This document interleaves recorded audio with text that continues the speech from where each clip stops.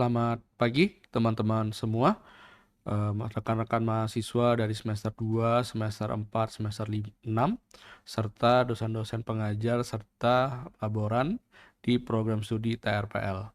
Kita berjumpa lagi di semester genap 2025-2026 dalam acara Kick Off PBML. Ini adalah acara rutin kita untuk mengawali semester baru yang akan kita jalani selama satu semester ke depan, di mana saya akan menjelaskan mengenai perkuliahan kita selama satu semester ini. Oke, sebelum kita mulai, saya akan menjelaskan dulu mengenai statistik kita di semester genap 2526. Ini adalah data, ya. Ini adalah data yang kemudian bisa kita lihat persebarannya berdasarkan angka. Di sini teman-teman bisa lihat bahwa kita terdiri dari 4 angkatan. Ada angkatan 2022, lalu ada angkatan 2023, 2024, dan 2025. Totalnya kita memiliki 512 mahasiswa dengan persebaran 435 yang aktif di kampus dan ada 92 yang magang. Di semester ini kita memiliki 23 mata kuliah dan juga 39 pengajar mata kuliah, dan kita memiliki setidaknya 52 usulan untuk PBL di program studi TRPL, ya. Nah, jadi ini adalah gambaran atau data statistik untuk perkuliahan kita di semester genap, ya, dari jumlah mahasiswa, mata kuliah, pengajar, serta jumlah judul PBL yang akan kita jalani selama semester ini. Oke. Nah, kita akan masuk ke pengenalan dulu untuk semester 2, semester 4, dan semester 6, ya. Seperti yang sudah mungkin kalian ketahui bahwa di semester genap ini tetap sama dengan semester ganjil kemarin, bahwa setiap semesternya akan memiliki tematik project, ya. Nah, coba kita akan lihat dari semester 2. Di semester 2 ini tematiknya adalah Object Oriented Programming. Dengan sebaran mata kuliah, ada 7 mata kuliah, ya. Lalu di semester 4, tematik projectnya adalah IT Application, ya, atau aplikasi berbasis IoT yang memiliki setidaknya 7 mata kuliah. Lalu untuk di semester 6, tematiknya adalah Entrepreneurship yang memiliki 6 mata kuliah. Untuk detail dari setiap semester akan saya jelaskan setelah slide ini, ya.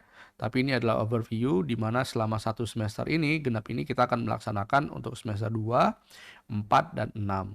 Sedangkan 8 itu tidak melaksanakannya di kampus karena sedang magang dan menyusun tugas akhir, ya.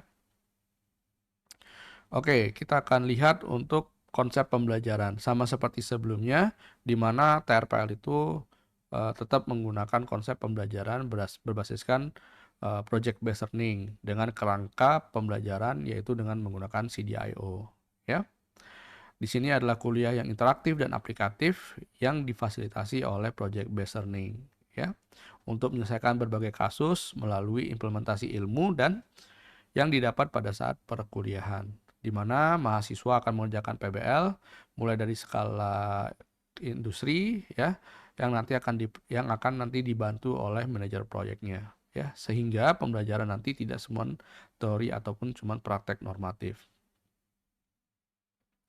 Ini adalah pembelajaran di semester yang kedua, ya. Lihat di garis bawahnya, membangun kompetensi mahasiswa, ya. Membangun kompetensi dasar mahasiswa dalam membangun produk sederhana. Ini merupakan lanjutan dari semester 1 lalu, di mana kita tetap menggunakan aplikasi berbasis web.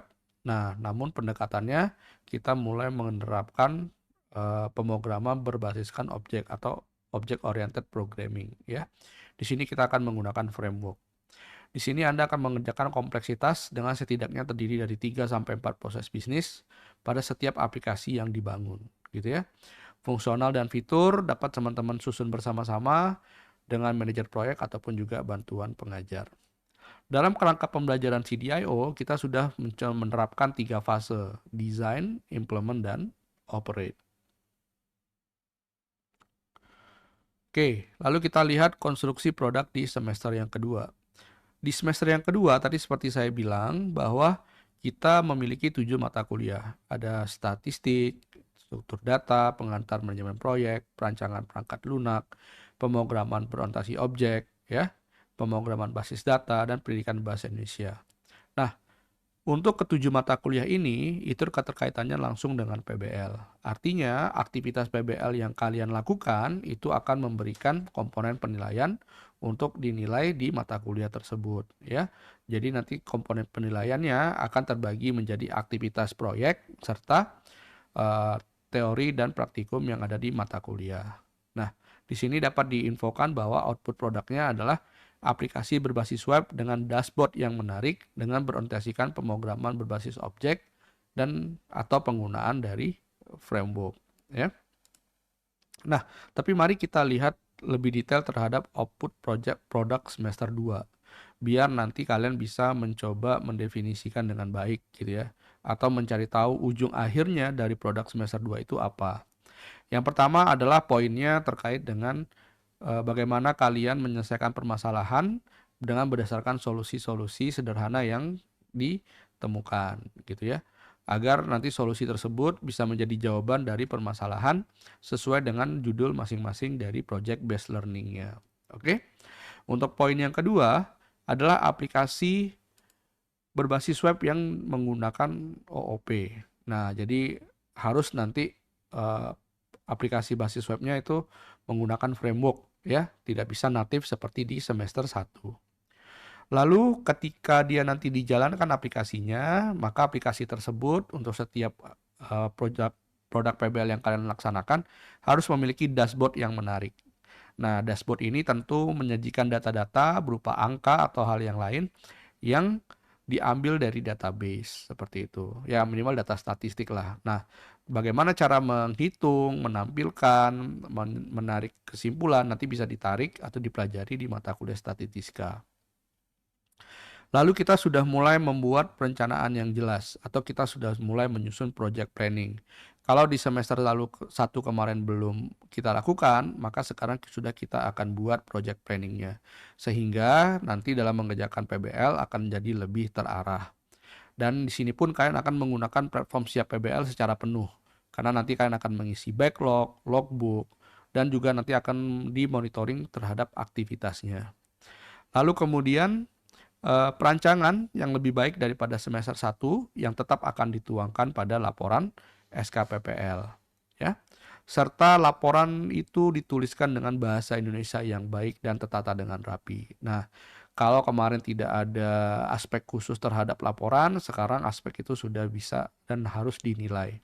Sehingga benar-benar dalam menyajikan laporan itu harus baik dibaca kembali kata-katanya, kerapiannya, layoutnya, dan seterusnya ya. Dan ini semua akan menjadi output dari produk semester kedua. Untuk mengetahui tim PBL-nya, kalian bisa kunjungi di polybatam.id tim PBL semester 2 TRPL 2026. Silakan nanti lihat di sana anggota dan judul PBL-nya serta nomor kontak dari manajer proyeknya. Kalau kemarin pada saat kita di semester 1, peran dari Manpro hanya sekedar administrasi. Nah, sekarang peran dari Manpro lebih banyak. Dia akan membantu kalian dalam menyusun RPP, lalu dia akan membantu kalian dalam menarik atau mencari solusi bagaimana permasalahan untuk menyelesaikan permasalahan pada produk PBL atau judul PBL kalian yang kalian dapatkan begitu. Oke? Nah, untuk diskusi lebih lanjut mengenai bagaimana PBL ini dan seterusnya, ada mata kuliah home base yang akan menjadi tempat kalian bisa untuk bertanya, yaitu mata kuliah pengantar manajemen proyek. Sehingga nanti sesi teori, sesi praktikum itu digunakan lebih banyak untuk menyelesaikan PBL-nya. Dan waktu khusus yang bisa kalian gunakan untuk PBL bisa kalian gunakan pada saat sesi praktikum di mata kuliah pengantar manajemen proyek. Ya. Sehingga nanti kalau ada pertanyaan lebih lanjut, kalian bisa tanyakan pada saat sesi teori mata kuliah tersebut. Kita akan masuk lagi ke pembelajaran di semester yang keempat. Ya. Ini adalah pembelajaran yang di semester 4, di mana sudah kompetensi yang dimiliki mahasiswa sudah mencapai final, ya. Artinya dari semua hard skill yang coba ingin dicapai dari semester 1, 2, 3, dan 4 ini adalah fase terakhir, yaitu untuk menguasai IoT gitu ya. Setelah semester 1, 2 menguasai web, semester 3 menguasai mobile, dan sekarang semester 4 menguasai IoT ya. Dan di sini juga tahapan dari CDIO-nya sudah kita akan lakukan bersemua ya, mulai dari conceive, design, implement, serta operate. Di semester 4 kita akan membangun aplikasi yang menggunakan teknologi IoT atau perangkat keras gitu ya, yang terhubung ke internet. Kompleksitas aplikasi yang dibangun bisa juga terintegrasi dengan perangkat lunak sebagai informasi, serta menerapkan kecerdasan buatan dalam mengelola informasi yang didapat dari IoT ya. Dan ini adalah konstruksi produk di semester keempat ya. Ada mata kuliah kalkulus, kecerdasan buatan, pemeliharaan perangkat lunak, keamanan perangkat lunak, pemrograman perangkat keras, bahasa Inggris umum, dan proyek pengembangan aplikasi IoT ya. Di mana output dari produk PBL-nya adalah prototipe aplikasi yang menggunakan teknologi IoT ya. Kompleksitas aplikasi yang dibangun terintegrasi dengan perangkat lunak sebagai dashboard informasi. Jadi nanti apa yang ditampilkan atau apa yang di-gather atau apa yang didapatkan oleh sensor, oleh perangkat keras, itu nanti harus ditampilkan di dashboard berbasis web atau berbasis mobile ya. Serta harus menerapkan kecerdasan buatan dalam mengelola informasi yang didapat dari IoT. Jadi bukan hanya sekedar menampilkan, tapi apa yang ditampilkan atau informasi yang ditampilkan di sana mungkin sudah diolah dengan melalui pendekatan kecerdasan buatan. Bisa menggunakan teknologi-teknologi atau metode yang diajarkan nanti di dalam mata kuliah kecerdasan buatan ya. Untuk mengetahui lebih detail mengenai output produk semester 4, mari kita lihat poin-poinnya. Di sini, untuk poin yang pertama tentu adalah menyelesaikan permasalahan dengan memanfaatkan Internet of Things. Jelas ya, memanfaatkan suatu perangkat keras yang dia terhubung ke jaringan atau ke internet untuk dapat kita dapatkan informasinya ya. Lalu aplikasi tersebut ya juga memanfaatkan kecerdasan buatan. Nah, nanti silakan dipelajari, dicari tahu ya, kita bisa menerapkan kecerdasan buatan pada data yang seperti apa. Lalu poin yang ketiga, memiliki halaman dashboard untuk menampilkan data tersebut. Jelas. Jadi data yang sudah ditangkap dari perangkat keras ya atau sensor atau apapun itu tentu diolah dan kemudian harus bisa ditampilkan dan dilihat oleh pengguna ya. Lalu nanti di poin yang keempat, produk IoT harus dibuat dalam bentuk prototipe yang menarik dalam skala kecil. Jadi nggak cuman sekedar rakitan biasa, tapi harus didesain, dibuat prototipenya yang rapi, yang menarik, ya, sehingga mungkin layak untuk dipamerkan. Lalu memiliki perencanaan yang jelas, tentu ada project planningnya seperti yang sudah kita pelajari sebelumnya. Kita tetap akan menggunakan siap PBL, Anda harus mengisi backlog, logbook, dan seterusnya. Lalu untuk di semester 4, karena kita memiliki mata kuliah bahasa Inggris, maka laporan akhirnya dituliskan dalam bahasa Inggris yang baik dan bertata dengan rapi. Serta presentasi yang disajikan juga akan dibuatkan dalam bentuk atau disajikan dalam bahasa Inggris ya. Silakan nanti belajar di mata kuliahnya dengan baik. Untuk tim PBL semester 4-nya Anda bisa akses di halaman polybatam.id tim PBL semester 4 TRPL 2026. Nah, silakan nanti dilihat di sana mengenai anggota tim serta judul PBL yang diambil yang akan digunakan di semester ini. Oke. Dan untuk mata kuliah home-nya itu ada di mata kuliah proyek pengembangan aplikasi IoT. Sehingga nanti apabila Anda ingin berdiskusi lebih banyak dan lebih lanjut, kita bisa diskusi di mata kuliah. Serta sesi PBL yang bisa Anda gunakan selain sesi khususnya adalah sesi khusus di praktikum di mata kuliah PPAI ya.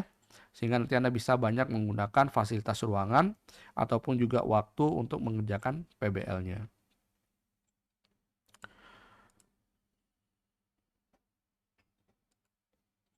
Oke, lalu mari kita lihat coba yang semester ke-6 ya. Nah, di semester 6 ini adalah tingkatan terakhir sebelum Anda akhirnya menempati tingkat 4 ya, semester 7-8.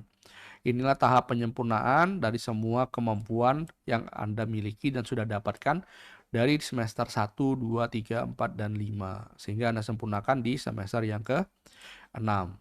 Nah, di semester yang ke-6 ini memperkuat kompetensi mahasiswa melalui peningkatan pengetahuan dan tingkat keterampilan. Oke, di sini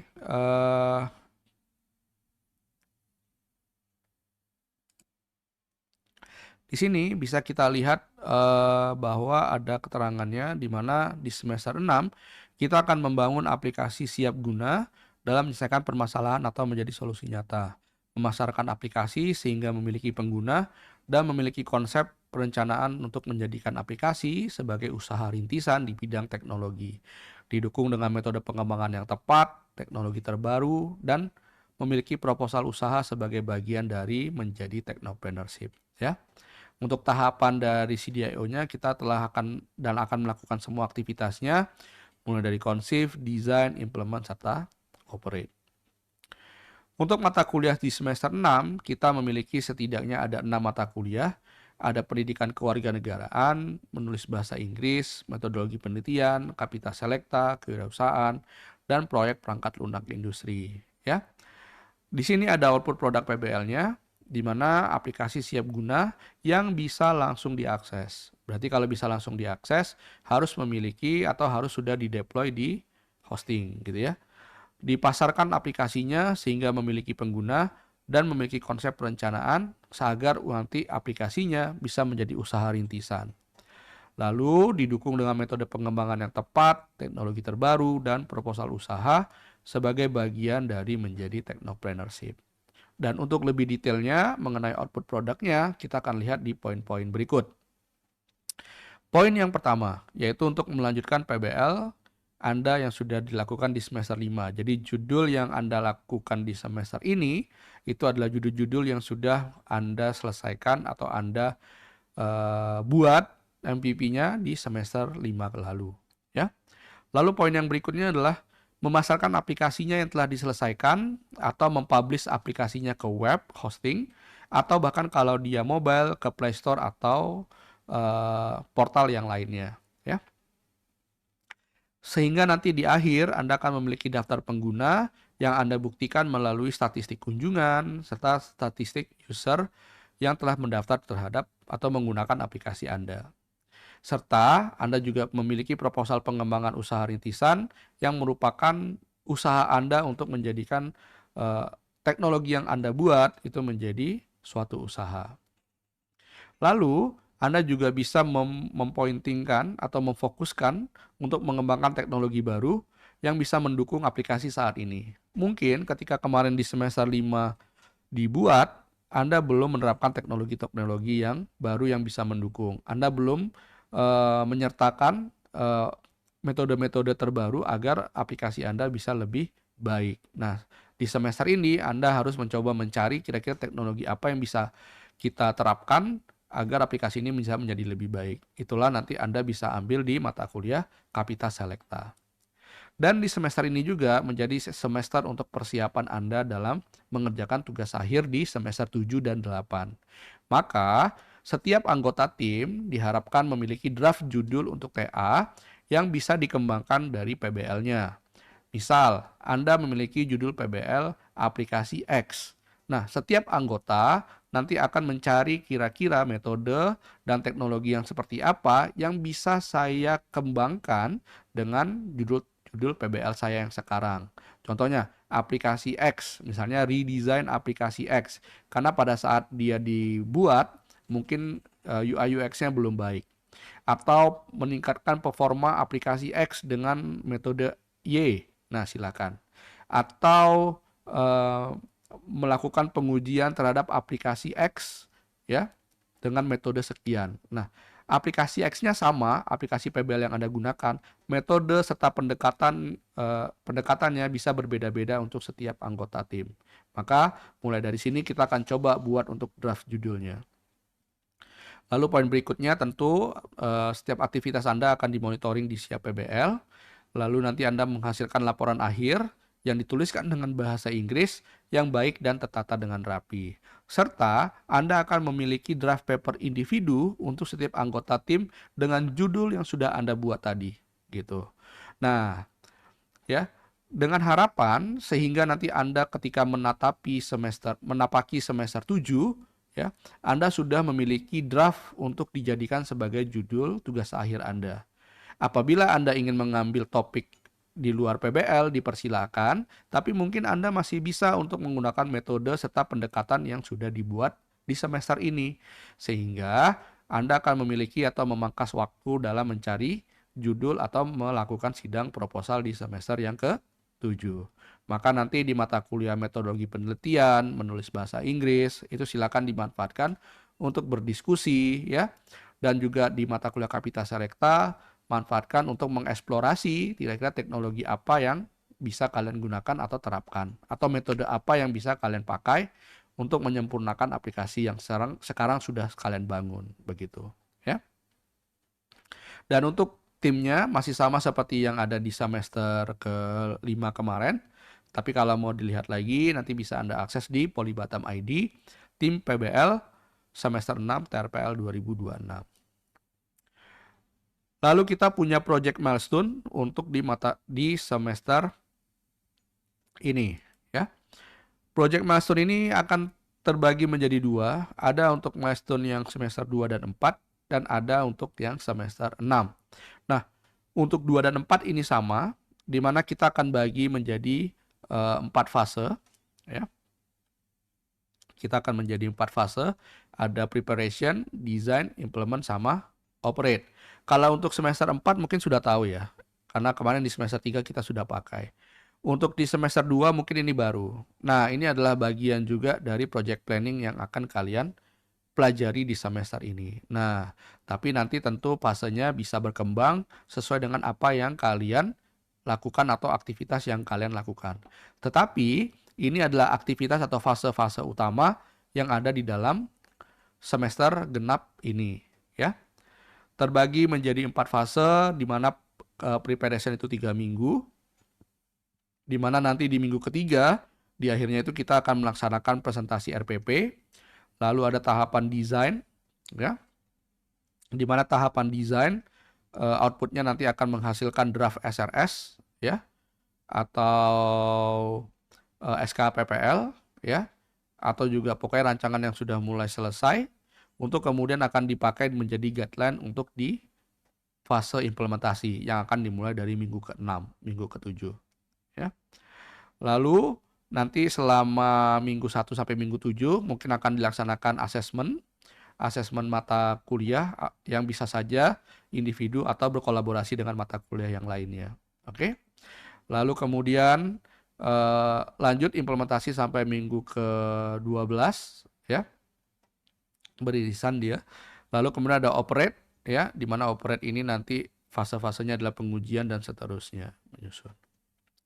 Lalu untuk semester 6, nah ini agak sedikit berbeda dengan yang ada di semester 4, bahwa timeline-nya menjadi lebih rigid, ya, di mana preparation itu yang tadinya 3 minggu menjadi 2 minggu, lalu desain menjadi 2 minggu, karena ini bukan lagi nge-create baru sebenarnya. Ini adalah cara kita untuk melihat apa pengembangan yang akan kalian lakukan. Makanya kalau di preparation itu ada briefing project, penyusunan rencana RPP, serta presentasi rencana pengembangan. Nah, ini dilakukan di minggu kedua. Jadi RPP-nya itu dipresentasikan di minggu yang kedua. Karena bisa saja menggunakan template RPP yang sebelumnya yang diupdate berdasarkan hanya pengembangan apa yang ingin disempurnakan. Lalu di tahapan desain, ini tidak lagi membuat seperti awal. Di sini ada review arsitektur dan menuju kesiapan untuk produksinya, ya. Lalu ketika ada update rancangan atau apapun itu silakan masih dilakukan di minggu yang ke-3 dan ke-4. Lalu mulai minggu ke-5 itu sudah melakukan pengembangan dan persiapan server. Ketika ada fitur tambahan silakan ditambahkan, dan ketika tidak ada kita sudah bisa langsung ke konfigurasi lingkungan hostingnya. Jadi sudah mulai dilakukan di minggu ke-5, minggu ke-6, minggu ke-7 ini, ya. Lalu kemudian deployment harus sudah selesai di minggu yang ke-7 ya. Deployment dari versi MVP 1 yang sudah dibuat sebelumnya itu sudah harus di deploy di minggu yang ke-7 ya. Lalu kemudian kalau ada coding tambahan atau hal yang lain masih bisa dilakukan hingga sampai minggu 12. Lalu ada monitoring dan pengumpulan feedback ya, mulai dari minggu 11 sampai 13. Lalu ada optimasi, performa dan bugs fixingnya mulai dari minggu 11 atau seterusnya. Lalu ada analisa luaran akhir dan metrik performa, serta penyusunan laporan dan luaran akhir PBL. Lalu ada pengumpulan luaran dan presentasi, serta nanti kita tutup dengan adanya showcase dan demo day. Ya. Jadi di semester 6 itu memang sebenarnya seperti yang saya sudah bilang sebelumnya, kita tidak banyak lagi sebenarnya harus ngoding. Kita tinggal menyempurnakan aplikasi yang telah kita buat kemarin, lalu kita men-publish-nya, ya, menghostingnya, lalu kita fokus target memasarkan aplikasinya. Sehingga nanti di akhir kita bisa menunjukkan statistik dari jumlah user, statistik kunjungan websitenya, ya, sebagai capaian akhir bahwa kalian memang sudah mulai mengerjakan aplikasi mulai dari awal sampai dengan tahapan akhir, yang mana aplikasi itu bisa digunakan secara real oleh pengguna. Ya. Kemudian untuk rubrik penilaian, ini masih sama seperti semester lalu, di mana kita memiliki 6 komponen, ada partisipatif, hasil proyek, tugas, kuis, ATS, dan AAS.